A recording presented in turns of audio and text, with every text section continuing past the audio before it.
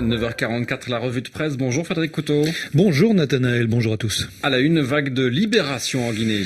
Oui, 2 jours après le coup d'État qui a renversé le président Condé, un premier groupe de plusieurs dizaines d'opposants au régime déchu détenus à la prison civile de Conakry a commencé à être libéré hier dans la soirée, c'est ce que note Le Monde Afrique. Parmi ces détenus, les opposants Abdoulaye Ba et Étienne Soropogui, arrêtés il y a 2 ans bientôt lors de la contestation de la réélection du président Condé, ou encore le vice-maire de Matam, l'une des communes de Conakry, Ismaël Condé.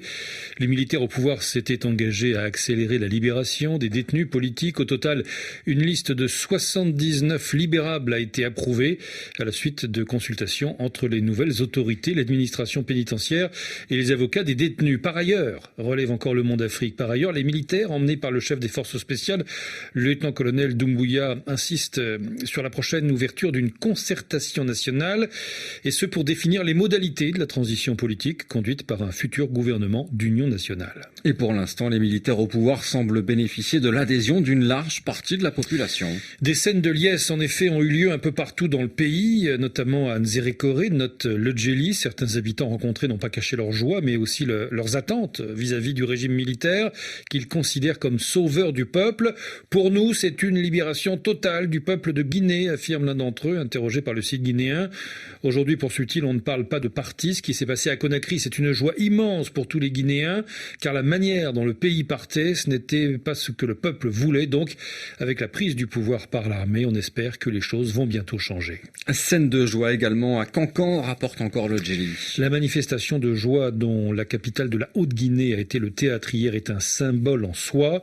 Cette ville est en effet un fief reconnu du président Condé, qu'elle se joigne à la liesse populaire célébrant la chute de ce dernier. À peine 48 heures après, cela en dit long sur la fragilité des choses, sur le caractère hautement relatif du lien qu'on établit très souvent entre les peuples et les leaders. De là où il se trouve, en voyant ces images, poursuit Le Djeli, Alpha Condé doit se poser une foultitude de questions et logiquement, il doit nourrir quelques regrets, d'autant qu'au-delà de la ville de Cancan, tous ceux qui, notamment au sein du parti RPG Arc-en-Ciel, donnaient l'impression de faire bloc autour de lui jusqu'à samedi dernier, sont subitement devenus inaudibles. C'est donc vraiment la fin, s'exclame encore le site guinéen. Qui l'aurait cru pourtant ? Alors voilà pour le tableau du jour. Que va-t-il se passer désormais ?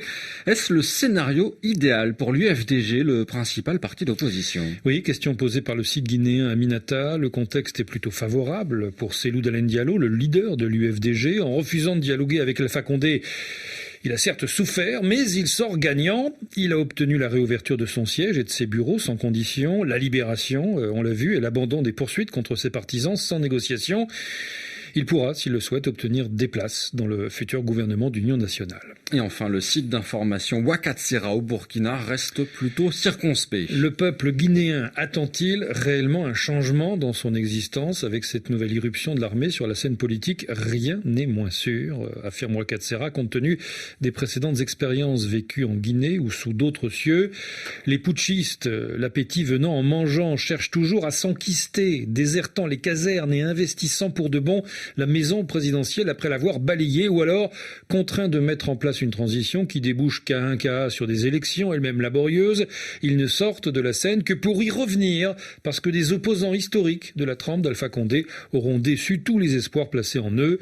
Et c'est l'éternel recommencement, surtout que la communauté internationale, guidée par ses intérêts politiques et économiques, aura fermé les yeux sur les dérives des dirigeants du moment et sur les pleurs d'un peuple orphelin sans perspective. Merci, c'était Frédéric Couteau pour la revue de presse.